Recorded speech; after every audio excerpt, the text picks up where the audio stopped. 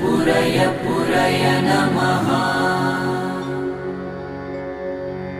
ॐ ह्रीं श्रीं क्लीं श्रीं कुबेराय अष्टलक्ष्मी मम गृहे धनं पुरय पुरय नमः। ॐ ह्रीं श्रीं क्लीं श्रीं कुबेराय अष्टलक्ष्मी मम गृहे धनं पुरय पुरय नमः।